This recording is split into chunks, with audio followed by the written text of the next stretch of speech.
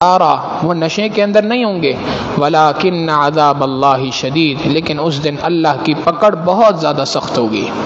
تو اللہ رب العزت نے قیامت کے دن کی ہولناکیوں کو سورہ حج کی ابتدا میں بیان فرمایا، اور پہلا مضمون قیامت کی تذکرے کا فرمایا۔ دوسرا موضوع تخلیق انسان کی جو اللہ رب العزت نے پیدائش فرمائی، اس کے 7 مختلف مراحل کو، 7 اسٹیجز کو اللہ رب العزت نے ذکر فرمایا۔ سب سے پہلی بات ارشاد فرمائی کہ انسان کو ہم نے مٹی سے پیدا فرمایا۔ یہ مٹی مراد یعنی جو انسان مختلف غذائیں کھاتا ہے، یہ ساری کی ساری غذائیں مٹی سے نکلتی ہیں۔ انہی مٹی سے جو غذا کھاتا ہے، اسی غذا سے منی کا قطرہ بنتا ہے، یہ دوسری سٹیج۔ پھر اس منی کے قطرے اس کو ہم خون کے لوتھڑے کے اندر تبدیل فرماتے ہیں، پھر وہ خون کا لوتھڑا ایک گوشت کی بوٹی بن جاتا ہے، اور وہ گوشت کی بوٹی ایک چھوٹے بچے کے اندر تبدیل ہو جاتی ہے، اور وہ بچہ پھر آگے چل کے جوان ہوتا ہے، اور جوان ہونے کے بعد بڑھاپے کی عمر کو آتا ہے، پھر اس پر موت طاری ہو جاتی ہے۔ تو یہ 7 مختلف مراحل ہیں انسان کے۔ تو جس پروردگار کے اندر اتنی قدرت ہے، جس کی کارگری ایسی ہے کہ وہ مٹی سے بوند اور بوند سے انسان بنا سکتا ہے، وہ پروردگار اس زندہ انسان کو مار کر دوبارہ کیوں نہیں پیدا کر سکتا؟ لہٰذا اس پروردگار عالم کی جانب سے یہ اعلان ہے کہ میں تمام کے تمام انسانوں کو کل قیامت کے دن دوبارہ اٹھاؤں گا۔ پھر اس کے بعد ادیان کے حساب سے، دین کے حساب سے انسانوں کو 6 گروہوں میں تقسیم فرما دیا۔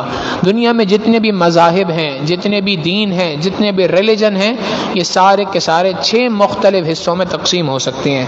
سب سے پہلے مسلمان ہیں، دوسرے نمبر پہ یہودی ہیں، نمبر 3 سابی لوگ ہیں، یہ وہ افراد ہیں کہ جو ستاروں کی پرستش کرتے ہیں، ستاروں کی پوجا کرتے ہیں۔ نمبر 4 عیسائی ہیں، نمبر 5 مجوسی ہیں، یعنی جو آگ کی پوجا کرنے والے ہیں، اور نمبر 6 مشرک ہیں، جو بت پرستی کرنے والے ہیں۔ دنیا کے جتنے بھی ادیان ہیں، جتنے بھی مختلف دین ہیں، وہ سارے کے سارے انہی 6 میں سے کسی ایک تقسیم کے اندر، کسی ایک گروپ کے اندر پائے جائیں گے۔ ان کا ذکر فرمایا، اور 6 گروہوں کا ذکر کرنے کے بعد یہ بات فرما دی کہ ان 6 گروہوں میں سب سے زیادہ حق پر سب سے سچے مسلمان ہیں، اس لیے کہ تمام کے تمام یہ 6 کے 6 گروہ اپنے آپ کو یہ بات کہتے ہیں کہ ہم سب کے سب ابراہیم علیہ السلام کے ماننے والے ہیں، ہم تو ابراہیمی ہیں، ابراہیم علیہ السلام کو اپنا روحانی پیشوا مانتے ہیں، اور ابراہیم علیہ السلام اللہ کے وہ برگزیدہ بندے ہیں جنہوں نے اللہ رب العزت کی توحید کا علم بلند کیا، توحید کا جھنڈا بلند کیا، اور ہمیشہ توحید کی بات کی ہے۔ چوتھا مضمون حضرت ابراہیم علیہ السلام سے ہی متعلق ہے کہ جب ابراہیم علیہ السلام نے بیت اللہ کی تعمیر فرما دی اور بیت اللہ کی تعمیر سے فارغ ہو گئے، تو اب اللہ رب العزت نے حکم دیا کہ آپ اعلان فرمائیے پوری کی پوری دنیا کے اندر کہ لوگوں اس بیت اللہ کی جانب آؤ اور یہاں پر آ کر حج کرو، حج کا اعلان کیجئے کہ لوگ آئیں اور یہاں پر آ کر حج کریں۔ ابراہیم علیہ السلام نے اللہ رب العزت سے دعا کی کہ اللہ میری آواز پوری دنیا میں کہاں پہنچ سکتی ہے بھلا؟ نہ اس وقت پہ ریڈیو کا زمانہ تھا، نہ ٹیلی ویژن کا زمانہ تھا، نہ سوشل میڈیا کا کوئی دور تھا کہ آواز بڑی آسانی سے دوسری جگہ تک پہنچ جائے۔ جب کوئی ذریعہ نہیں تھا تو ابراہیم علیہ السلام نے اللہ سے یہی سوال کیا کہ اے اللہ میں کیسے اپنی بات کو سب تک پہنچا سکتا ہوں؟ میں تو ایک ایسی جگہ پہ موجود ہوں جو صحرا بیابان ہے، جہاں پر کوئی دوسرا موجود ہی نہیں ہے۔ اللہ رب العزت نے بات فرمائی کہ اے میرے پیارے ابراہیم، آواز لگانا آپ کا کام، اس آواز کو دنیا کے کونے کونے تک پہنچانا یہ ہمارا کام ہے۔ لہٰذا اللہ رب العزت کے حکم سے ابراہیم علیہ السلام نے مکہ مکرمہ کے اندر ایک پہاڑ تھا جس کو جبل ابی قیس کہتے ہیں، اس جبل ابی قیس کے اوپر ابراہیم علیہ السلام کھڑے ہوئے اور انہوں نے لوگوں کو حج کی دعوت دی۔ مفسرین نے لکھا کہ اس وقت پر جس کسی شخص نے اس دعوت کے اوپر لبیک کہا، اللہ رب العزت اسے دنیا میں کسی نہ کسی موقع کے اوپر بیت اللہ کا دیدار ضرور نصیب فرمائیں گے۔ چوتھی بات ابراہیم علیہ السلام کا اعلان حج تھا۔ پانچویں بات اللہ رب العزت نے ایمان والوں کی 4 نشانیاں یہاں پہ ذکر فرمائی کہ ایمان والوں کی 4 بڑی بڑی نشانیاں یہ ہیں۔ نمبر 1 کہ وہ اللہ سے ڈرتے ہیں، نمبر 2 مصیبتوں پہ صبر کرتے ہیں، نمبر 3 نماز کی پابندی کرتے ہیں، اور نمبر 4 کہ اللہ رب العزت کی جانب سے جن مصارف میں نیکی کے کام ہیں ان میں اپنے مال کو خرچ کرتے ہیں۔ یہ 4 بڑی بڑی نشانیاں ہیں۔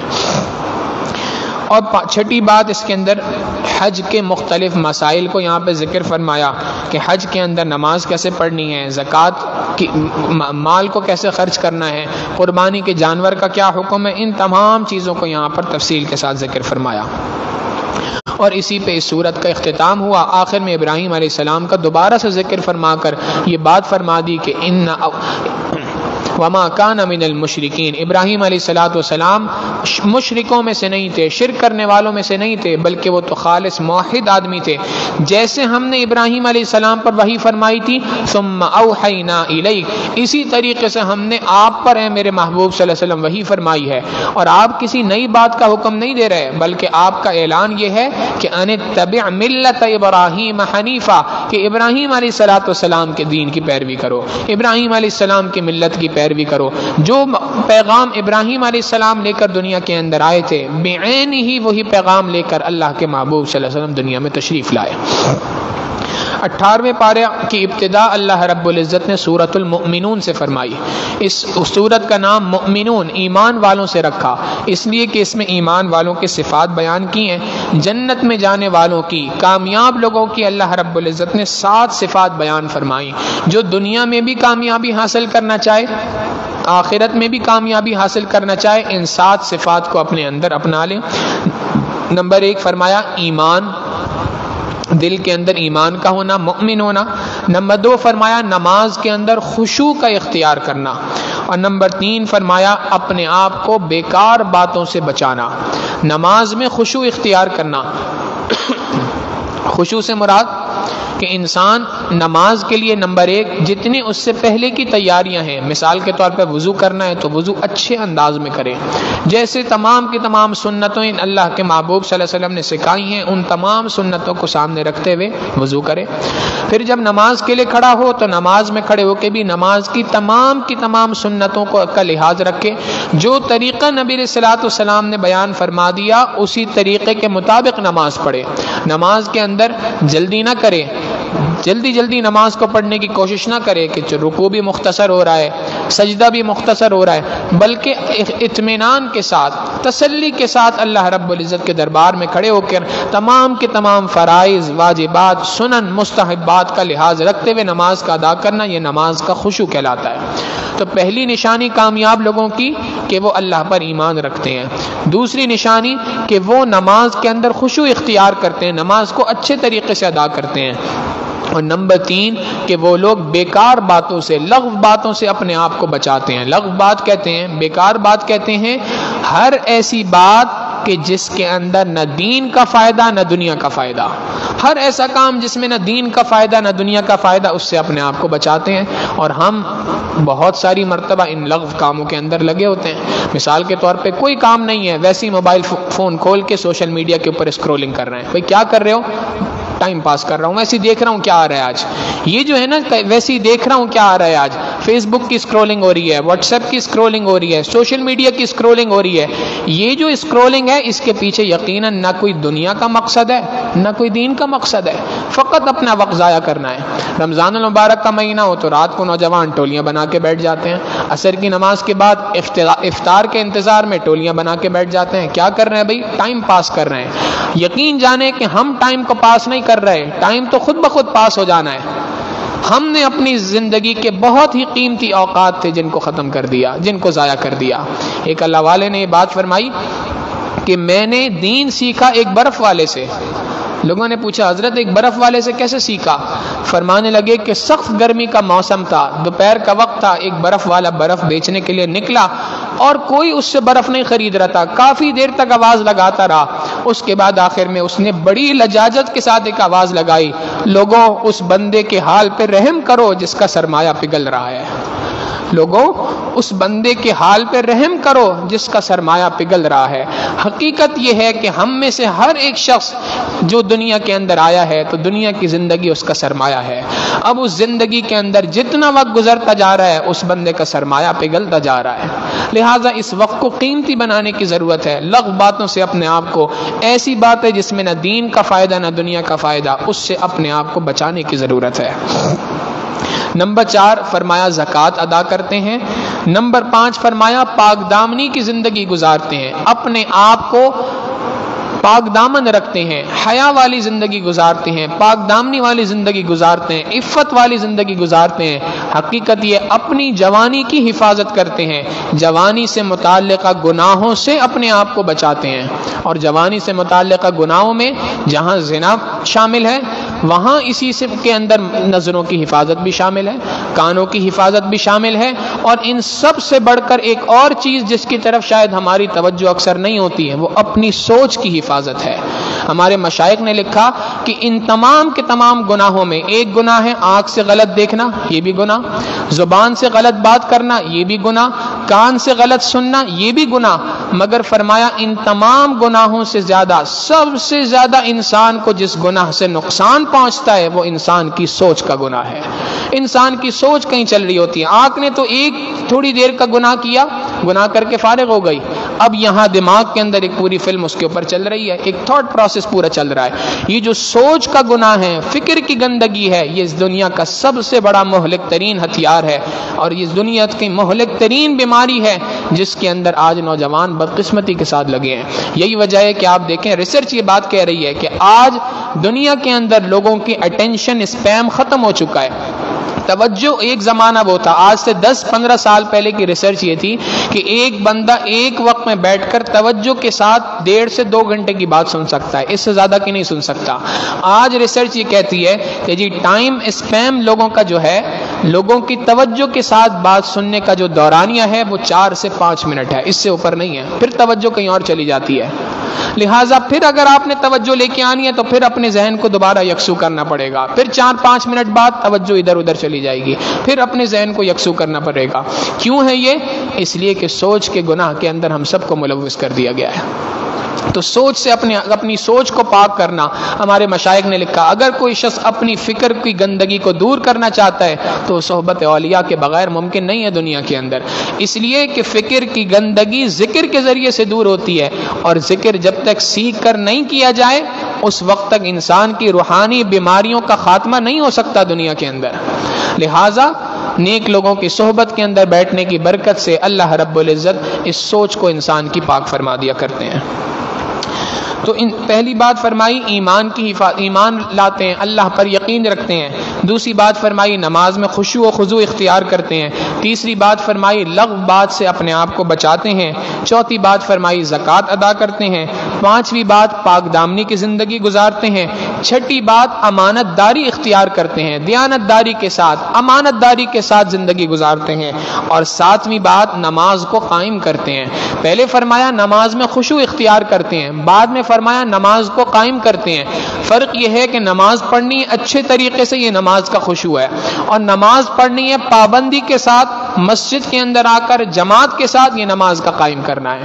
لہذا نماز قائم بھی کرتے ہیں اور خشوع و خضوع کے ساتھ بھی پڑھتے ہیں. اس کو ذکر فرمایا. یہ ایمان والوں کی 7 صفات ہیں. پھر اس کے بعد دوبارہ سے وہی انسان کی تخلیق کے مراحل کو ذکر کیا کہ مٹی سے پانی، پانی سے خون، اور اس طریقے سے انسان کو ہم نے پیدا کیا. اور جب انسان دنیا کے اندر آ گیا، اب آنے کے بعد حیران کن انداز میں کہتا ہے کہ میں دوبارہ کیسے زندہ کیا جاؤں گا؟ بھائی جس ذات نے تمہیں پہلی بار پیدا کیا، کیا وہ ذات تمہیں دوبارہ پیدا نہیں کر سکتی کیا؟ پھر اس کے بعد یہ بات ارشاد فرمائی نبی علیہ السلام کو کہ جو لوگ آپ کا انکار کر رہے ہیں، ایسا نہیں ہے کہ ان کو آپ کی بات سمجھ نہیں آ رہی، وہ آپ کی بات کو اچھی طرح سمجھ رہے ہیں، سمجھنے کے باوجود انکار کیوں کر رہے ہیں؟ تو ارشاد فرمایا کہ وہ اس لیے آپ کی بات سننے کے خلاف ہیں، آپ کی بات اس لیے نہیں مان رہے کہ آپ کی جو بات ہے، آپ کو جو اللہ نے احکامات دے کر دنیا میں بھیجا ہے، یہ احکامات ان کی خواہشات نفسانی کے خلاف ہیں. یہ جو ان کی خواہشات ہیں ان کے خلاف آپ باتیں کر رہے ہیں. ان کی خواہش یہ ہے کہ یہ دنیا کے اندر شرک کریں، آپ کہتے ہیں شرک نہ کرو. ان کی خواہش ہے کہ جھوٹ بول کر تجارت کریں، آپ کہتے ہیں جھوٹ نہ بولو. ان کی خواہش یہ ہے کہ دنیا کے اندر ان کی خواہش یہ ہے کہ ہم دنیا کے اندر بدکاری والی زندگی گزاریں. آپ کی طرف وہی یہ آئی ہے کہ پاک دامنی کی زندگی گزارنا ہے، تو ان کی خواہشات کے خلاف آپ احکامات دے رہے ہیں، اس وجہ سے آپ پر ایمان لے کے نہیں آتے، اس کے علاوہ کوئی اور بات نہیں. اور قیامت کے دن کا ذکر فرمایا کہ قیامت کے دن جس کا اعمال نامہ، جس کا ترازو بھاری ہوگا، جس کے اعمال زیادہ ہوں گے وہ قیامت کے دن کامیاب ہو جائے گا، اور جس کا اعمال کا ترازو ہلکا ہوگا کل قیامت کے دن وہ ناکام ہوگا۔ اسی بات پر سورۃ المؤمنون کو ختم فرما دیا۔ اگلی سورت سورہ نور ہے۔ سورہ نور کے اندر اللہ رب العزت نے ابتدا کے اندر 16 احکامات کو ذکر فرمایا جو معاشرتی زندگی سے متعلق ہیں۔ معاشرتی زندگی سے متعلق 16 بنیادی احکامات کو ذکر فرمایا۔ سب سے پہلی بات فرما دی کہ اگر غیر شادی شدہ مرد یا غیر شادی شدہ عورت زنا کے اندر مبتلا ہو جائیں تو ان کی سزا 100 کوڑے ہیں، ان کو 100 کوڑے مارے جائیں گے۔ دوسری بات فرما دی کہ اگر کوئی مرد یا کوئی عورت بدکار ہے، اس بدکار مرد سے ایک پاک دامن عورت کا نکاح کرنا یا ایک پاک دامن مرد کا بدکار عورت سے نکاح کرنا یہ مسلمانوں کے اوپر حرام ہے، اور یہ انسانوں کے لیے، مسلمانوں کے لیے اللہ رب العزت کی جانب سے ناجائز ہے۔ تیسری بات فرما دی کہ اگر کوئی شخص زنا کی تہمت لگاتا ہے کسی دوسرے کے اوپر اور وہ اس زنا کی تہمت پر اس کے ثبوت پیش نہیں کر سکا تو یہ تہمت زنا لگانے والے کو 80 کوڑے مارے جائیں گے، اس لیے کہ کسی مسلمان پر زنا کی تہمت لگانا یہ تو بہت بڑا بہتان ہے، بہت بڑی بات ہے اللہ کے دربار میں۔ لہٰذا اگر تم کسی کے اوپر الزام لگا رہے ہو تو پہلے اچھے طریقے سے دیکھ لو کیا تمہارے پاس واقعی اس کے متعلق ثبوت موجود ہیں۔ اگر ثبوت موجود ہیں تو پھر اس سے متعلق گواہی دو، اور اگر ثبوت موجود نہیں ہے تو تمہاری اس تہمت لگانے پر شریعت نے حکم دیا کہ اس بندے کو پھر 80 کوڑے لگائے جائیں گے۔ چوتھی بات فرمائی کہ اگر میاں بیوی کے درمیان یہی معاملہ پیش آ جائے، مثال کے طور پہ شوہر کو اپنی بیوی کے اوپر یہ خدشہ ہو، اس کو یقین ہو کہ میری بیوی نے کوئی بدکاری کی، یا بیوی کو اس بات کا یقین ہو، اس نے دیکھا کہ میرے شوہر نے کوئی ایسا معاملہ کیا، تو اب ظاہر ہے کہ شوہر یا بیوی اپنے متعلق، بیوی شوہر سے متعلق اور شوہر بیوی سے متعلق کوئی گواہ 4 نہیں لے کے آ سکتا۔ کیسے کسی 4 افراد کو گواہ بنائے گا کہ میری بیوی فلاں گناہ میں مبتلا ہے، گواہ ہو جاؤ اس بات پہ، یا بیوی شوہر سے متعلق 4 گواہ بنائے، یہ ممکن نہیں ہے۔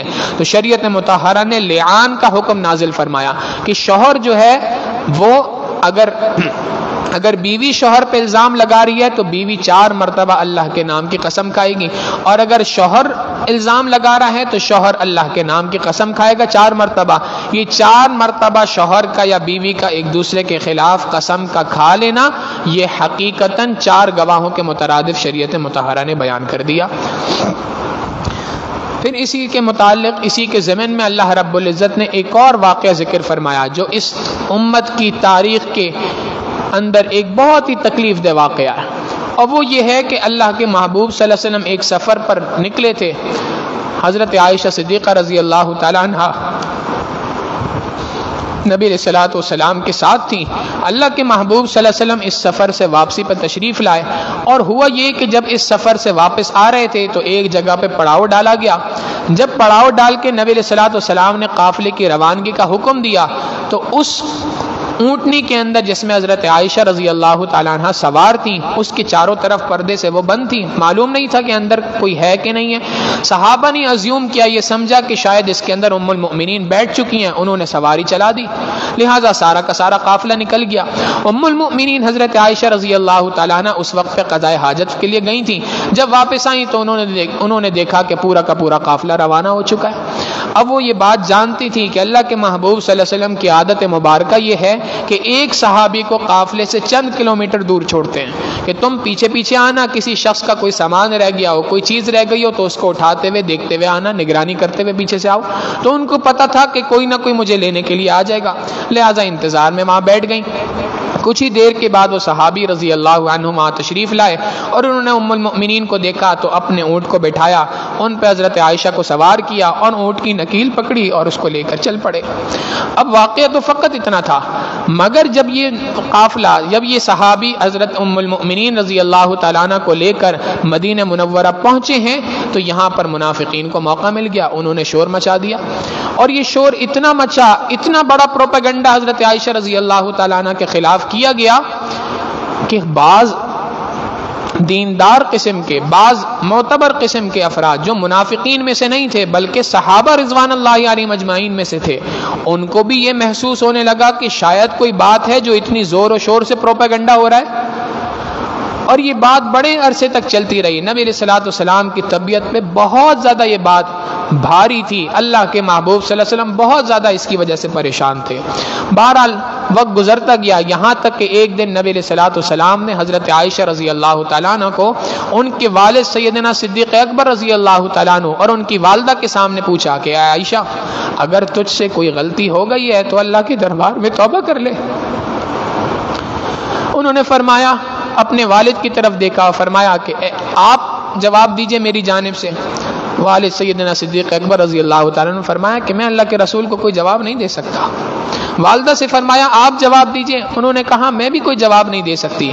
جب دونوں نے جواب دینے سے انکار کیا تو حضرت عائشہ رضی اللہ تعالیٰ نے اس وقت فرمایا میں اس کے سوا کچھ نہیں کہہ سکتی جو سیدنا یوسف علیہ الصلوۃ والسلام کے والد سیدنا یعقوب علیہ الصلوۃ والسلام نے اس وقت فرمایا تھا، انما اشکو بثی وحزنی الی اللہ. میں اپنے شکوے، اپنی شکایت، اپنی پریشانی کو اللہ کے دربار میں رکھتی ہوں. اللہ رب العزت میرے متعلق فیصلہ فرمائیں گے. فصبر جمیل، میں نے صبر اختیار کیا ہے اور اللہ کی جانب مدد اختیار کر رکھی ہے. نبی علیہ السلام نے فرمایا عائشہ اگر تو نے اللہ سے مدد مانگی ہے تو اللہ رب العزت تیری مدد فرمائیں گے. ابھی کچھ عرصہ ہی گزرا تھا، کچھ وقت ہی گزرا تھا، اسی دن کے اندر ہی اللہ کے محبوب صلی اللہ علیہ وسلم پر وحی کی کیفیت طاری ہو گئی اور اللہ رب العزت نے سورہ نور کے 2 رکوع حضرت عائشہ رضی اللہ تعالی عنہ کی برات پہ نازل فرما دیے.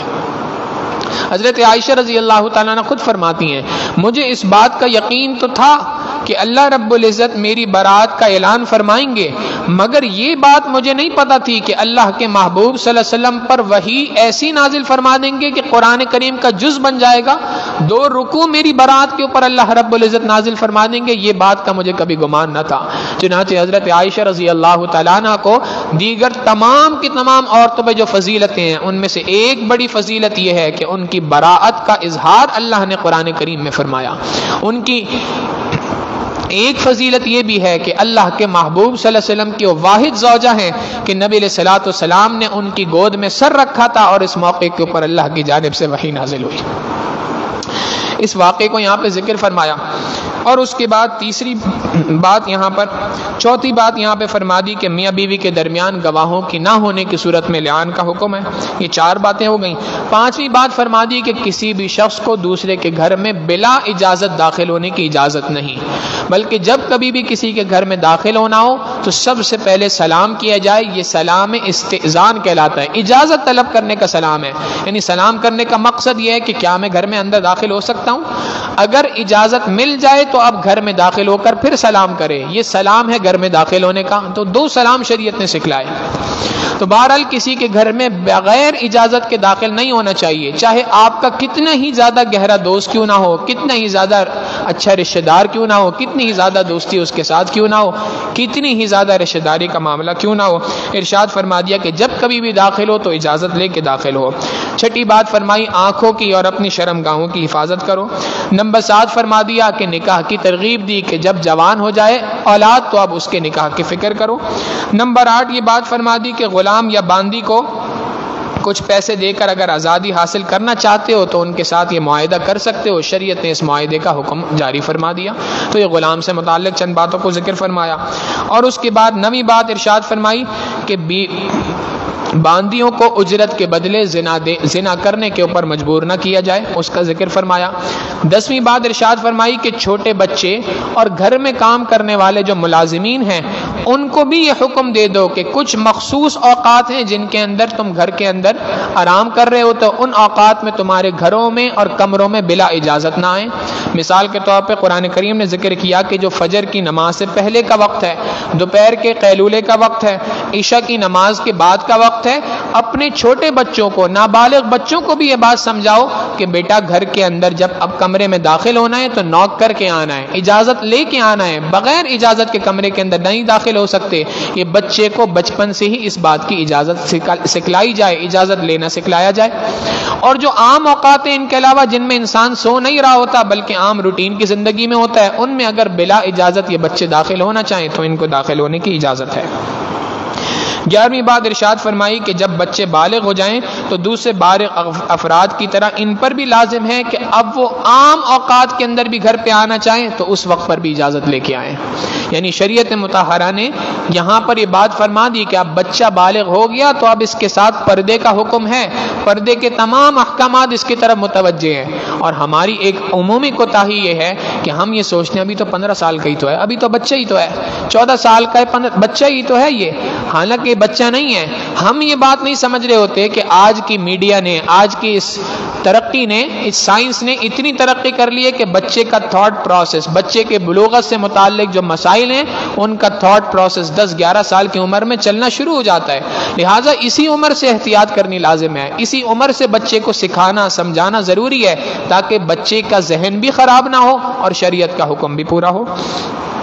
12ویں بات ارشاد فرمائی کہ وہ عورتیں جو بالکل بوڑھی ہو چکی ہیں اور بالکل بڑھاپے کے بعد ان سے فتنے کا کسی قسم کا اندیشہ نہیں ہے ان کے اوپر، اور وہ نکاح کی عمر سے گزر چکی ہیں، اب ان کے اوپر شریعت نے پردے کے اس طریقے سے سخت احکامات نازل نہیں فرمائے کہ جو عام عورتوں کے اوپر ہیں۔ 13ویں بات ارشاد فرمائی کہ اجازت کے بغیر کسی اجتماعی مجلس سے نہ اٹھا جائے۔ اگر کسی مجلس میں چند افراد بیٹھے ہوں، اب اگر آپ نے وہاں سے رخصت لینی ہے تو سب سے اجازت لے کے وہاں سے رخصت لی جائے۔ ایسا نہ ہو کہ بندہ غائب ہو جائے، دوسرے پریشان ہو، پتہ نہیں کہاں چلا گیا، کیسے غائب ہو گیا، تو دوسرے مسلمان کو تھوڑی سی بھی تکلیف دینے سے شریعت نے منع فرما دیا۔ 14ویں بات ارشاد فرمائی کہ اللہ اور اس کے رسول صلی اللہ علیہ وسلم کو ایسے نہ پکارو جیسے تم آپس میں ایک دوسرے کو پکار، اللہ کے رسول صلی اللہ علیہ وسلم کو ایسے نہ پکارو جیسے تم آپس میں ایک دوسرے کو پکارتے ہو۔ جیسے آپس میں ایک دوسرے کو بندہ کہتے ہیں عبد الرحمن، عبداللہ، بات سنو، تو اللہ کے محبوب صلی اللہ علیہ وسلم کو ایسے نہ پکارو یا محمد کہہ کے، بلکہ نبی علیہ الصلوۃ والسلام کو لقب سے پکارو، اے اللہ کے محبوب صلی اللہ علیہ وسلم، یا رسول اللہ کے رسول صلی اللہ علیہ وسلم کے آداب میں سے ایک ادب سکھلا دیا۔ تو یہ 14 باتیں ارشاد فرمائیں اور ان 14 احکامات کو یہاں پہ ذکر فرما دیا۔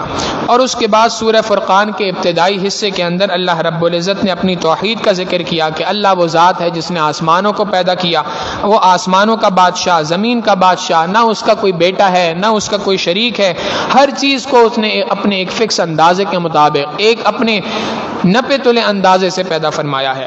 قرآن کریم کی حقانیت کو ذکر فرمایا کہ قرآن کریم سچی کتاب ہے، نبی علیہ السلام کی رسالت کو ذکر کیا اور کفار کے اس اعتراض کو ذکر کیا کہ جو یہ بات کہتے تھے کہ یہ کیسا رسول ہے، ما لہذا الرسول یأکل الطعام ویمشی فی الاسواق، یہ کیسا رسول ہے جو ہمارے ساتھ کھاتا پیتا ہے اور ہمارے ساتھ بازاروں میں جاتا ہے، ہمیں بتاتا ہے ایسے بیچو ایسے نہ بیچو، یہ کام کرو یہ کام نہ کرو۔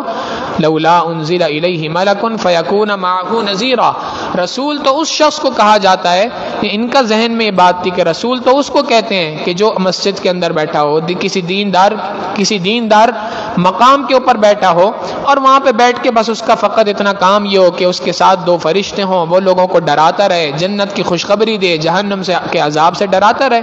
اسلام نے بتا دیا کہ رسول کا صرف یہ کام نہیں ہے، جہاں رسول کی ذمہ داری مسجد کے اندر ہے وہاں رسول صلی اللہ علیہ وسلم کی ذمہ داری بازار کے طریقے بتانے کی بھی ہے، لہٰذا وہ رسول صلی اللہ علیہ وسلم تمہیں پورے کے پورے دین کو گائیڈ کریں گے۔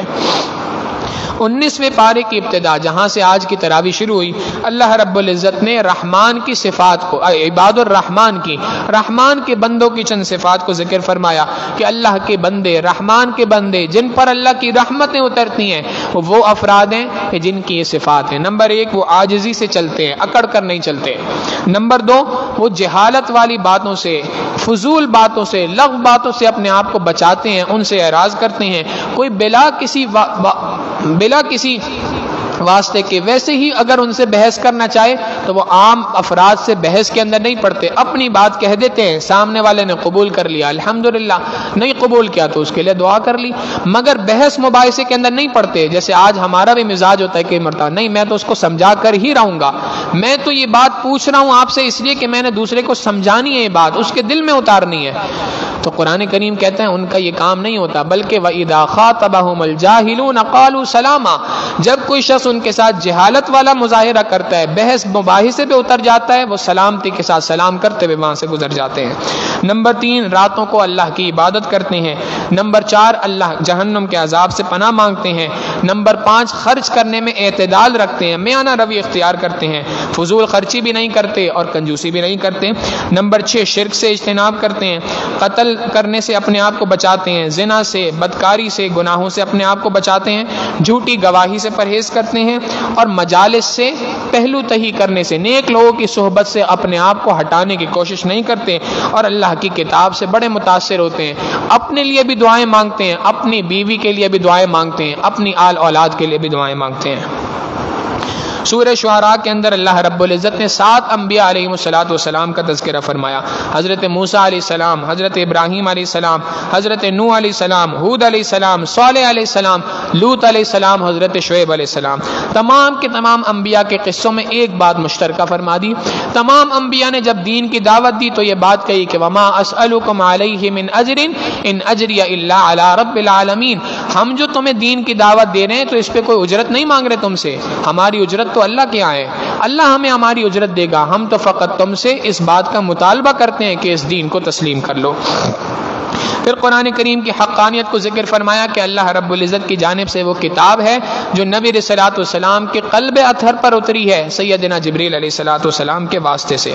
اور پھر آخر میں بات فرما دی کہ یہ شعراء کی لکھی ہوئی شاعری کی کتاب نہیں ہے، شعراء کی مذمت بیان کی کہ یہ جو شعر و شاعری کرنے والے لوگ ہوتے ہیں یہ لوگ تو یتبعہم الغاوون، یہ تو بس ویسے ہی فضول باتوں کے پیچھے پڑتے ہیں، سوائے ان شعراء کے جن کے بارے میں فرمایا کہ جو ایمان لائے اور نیک اعمال اختیار کیے، ان کے علاوہ عام شعراء جو ہیں وہ اسی طرح کی زندگی اختیار کرتے ہیں۔ قرآن کریم کسی شاعر کی کتاب نہیں ہے بلکہ اللہ رب العزت کی جانب سے نازل کردہ کتاب ہے۔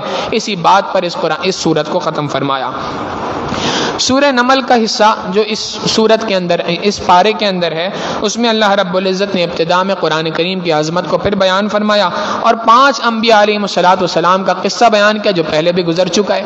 آخر کے اندر حضرت سلیمان علیہ السلام کا قصہ بیان کیا کہ سلیمان علیہ السلام کے پاس ایک پرندہ تھا جس کا نام تھا ہدہد۔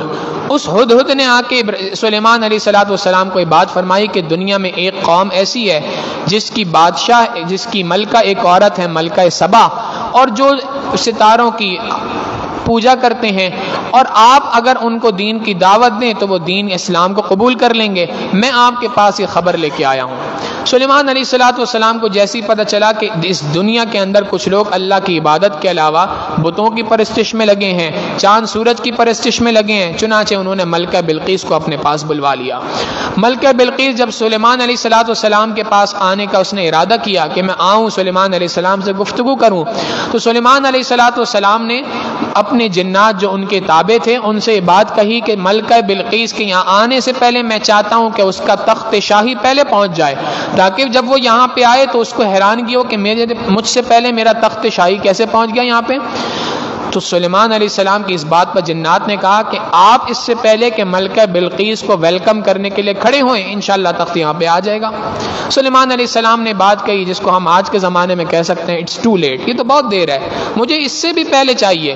قرآن کریم کہتا ہے کہ جہاں جنات یہ بات کرنے سے عاجز ہو گئے، قال الذی عنده علم من الکتاب، کہا اس شخص نے جس کے پاس اللہ کی کتاب کا علم تھا، انا آتیک بہ قبل ان یرتد الیک طرفک، اس سے پہلے کہ آپ اپنی پلک کو جھپکیں، اس سے پہلے میں اس تخت کو یہاں پہ لا کے دکھا سکتا ہوں۔ فلما رآہ مستقرا عنده قال هذا من فضل ربی، جب انہوں نے آنکھ پلک جھپکی تو وہ تخت ان کے سامنے موجود تھا، تو اس شخص نے کہا کہ یہ تو میرے پروردگار کا فضل ہے۔ اللہ رب العزت نے اس واقعے کو یہاں بیان کر کے امت محمد کو یہ بات بتا دی کہ دیکھو اگر تم حقیقی معنوں میں علم حاصل کرو تو علم کی طاقت اتنی ہے کہ علم کے ذریعے سے اللہ تم سے وہ کام لے سکتے ہیں جن کاموں کے کرنے سے جنات جو ہے وہ عاجز آ چکے ہیں۔ لہذا سلیمان علیہ السلام کے اس قصے کو یہاں پہ اللہ نے ذکر فرمایا اور اس کے ذریعے سے سبق بتا دیا کہ اگر ایک شخص کو اللہ نے اتنی ساری نعمتیں عطا فرمائی تو ان نعمتوں کا شکر یہ ہے کہ ان نعمتوں کو اللہ کے دین کے، اللہ کے نظام کو، اللہ کی سرزمین پر اللہ کے نظام کو نافذ کرنے کے اندر استعمال کرنا چاہیے۔ اور پھر اس سورت کے اختتام پر اللہ رب العزت نے اپنی توحید کے دلائل کو ذکر فرمایا کہ اللہ ہی وہ ذات ہے جس نے آسمان و زمین کو پیدا کیا، اللہ ہی وہ ذات ہے کہ جس نے اس آسمان و زمین کے نظام کو بنایا اور نظام بنانے کے بعد اس نظام کو چلا رہا ہے۔ یہ ساری کے سارے کائنات اللہ رب العزت کی وحدانیت کی دلیلیں دے رہی ہے۔ اِلٰہٌ مع اللہ، کیا اللہ کے ساتھ اب بھی کوئی شریک ہو سکتا ہے؟ قُلْ هَاتُوا بُرْهَانَكُمْ إِن كُنتُمْ صَادِقِينَ، اگر تم واقعی اپنے دعوے میں سچے ہو تو کوئی دلیل لے آؤ اس بات پر، جبکہ حقیقت یہ ہے کہ اللہ کے ساتھ کوئی دوسرا شریک نہیں۔ اللہ رب العزت نے اپنی توحید کے دلائل کو 20ویں پارے کی ابتدا میں اور سورہ نمل کی اختتام پر خوب تفصیل کے ساتھ ذکر فرمایا، اور آخر میں بات فرما دی کہ من جاء بالحسنۃ فلہ خیر منہا، کہ یہ ساری دلائل ہم نے ذکر کر دیے، جو کوئی نیکی لے کے آئے گا فائدہ اسی کا اپنا ہے، اور جو کوئی برائی لے کے آئے گا تو اللہ کا کوئی نقصان نہیں، نقصان اس بندے کا خود ہے۔ لہٰذا چاہیے کہ نیکیوں کے اندر بندہ لگا رہے، گناہوں سے اپنے آپ کو بچاتا رہے، پرہیز کرتا رہے گناہوں سے۔ اللہ رب العزت سے دعا ہے کہ پروردگار عالم ہمیں ان باتوں پر عمل پیرا رہنے کی توفیق عطا فرمائے۔ وآخر دعوانا ان الحمد للہ رب العالمین۔ سبحان ربی العلی الوہاب، اللہم صلی علی سیدنا محمد وعلی آل سیدنا محمد وبارک وسلم۔ ربنا ظلمنا انفسنا وان لم تغفر لنا وترحمنا لنكونن من الخاسرين اللهم آت نفوسنا تقواها وزكها انت خير من زكاها انت وليها ومولاها انك على كل شيء قدير وصلى الله تعالى على حبيبه سيدنا محمد وآله واصحابه اجمعين برحمتك يا ارحم الراحمين۔